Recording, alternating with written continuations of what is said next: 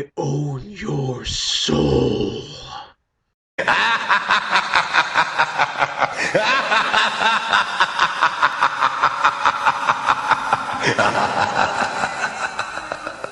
Hey, what's up everyone? Welcome to my review for Ghost Rider Spirit of Vengeance in 3D, because everything has to be in 3D nowadays, and my theater decides to show everything in 3D, not in 2D, so I had to buy 3D ticket, get these freaking glasses, and watch it.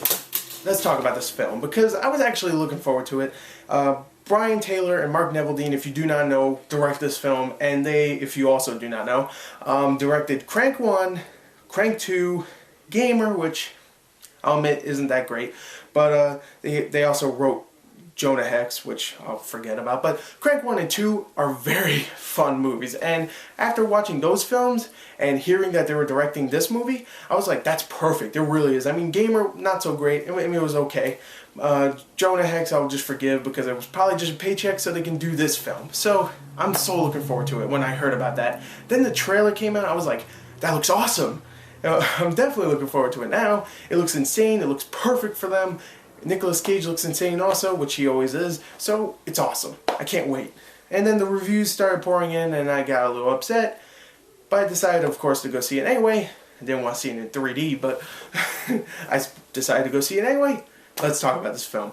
Let's talk about the story first. The story in this film is dumb as hell. Okay? No surprise there. I mean, it's Ghost Rider. It's a guy with a big flaming skull that's on fire that yells at people and stares at them and blows them up into dust.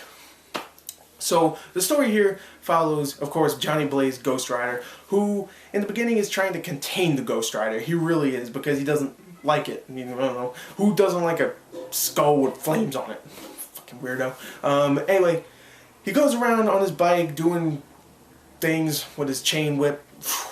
And, well, actually he doesn't, because he doesn't want to do that anymore, so he just goes around and mopes and shit, I guess, I don't know. And then Idris Elba's character named Moreau, I think, or Monroe, I can't remember, or I think it's something, I don't know, comes in and says, you know what, Johnny Blaze, I need your help. I want you to go and save this kid from the devil. I'm pretty sure you know who the devil is, because he's the one who gave you these mystical powers, or demonic powers, I should say. So I need you to save him from the devil, because the devil wants him to become the Antichrist. So he has to go and save the kid. And on the way he meets up with the kid's mom. I can't remember the actress who plays her. And of course the devil, played by Ciarán Hinds. And in his lackey, I should say, played by Jonah. I was about to say Jonah Hill, oh my god. Johnny Whitworth, I think, who was in Limitless, if you ever saw that movie. Which you should have. Great movie. So yeah, there you go. Did you get all that? Doesn't matter, really. Don't even worry about the plot, because it's stupid as hell here. Some things don't make any sense. Some things don't really make any sense, and some things don't make any sense. So it doesn't make any sense, and it's just stupid. So let's talk about the acting. Nicolas Cage in this film is insane. Spoiler, he is insane. I mean, I was going into this expecting him to be insane. He was insane. The thing is, he wasn't insane in Ghost Rider 1. I mean, he had his moments here and there, but here he's just batshit insane. So it didn't feel like the same character. I mean, besides the name, I would have never known, and of course Ghost Rider, I would have never known this was the same character, really. He is insane. He has his moments where he just goes, and just does weird facial gestures to the camera. It's funny. It is. I like Nicolas Cage.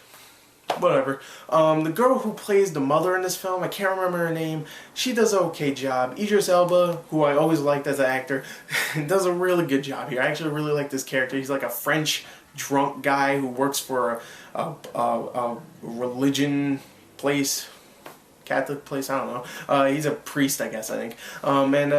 Yeah, he's fun in the film. Ciarán Hinds, who plays the devil, I really like Ciarán Hinds as an actor. He's great in this film, in my opinion. And also, Johnny Whitworth is in the film, and he does good also. He's actually kind of likable. He's a douchebag in the film, but he's likable. And also, you get a very, very quick cameo of Christopher Lambert in this film, who plays a monk for someplace. I don't know. I wasn't really paying attention, to be honest. He plays a monk. Cool cameo. I'm glad to know he's still alive. I kind of forgot about him. So, there you go. Yay.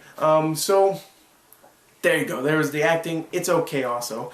let's talk about the CG and the action, of course. CG in this film is probably the best part about it. The CG is really, really good.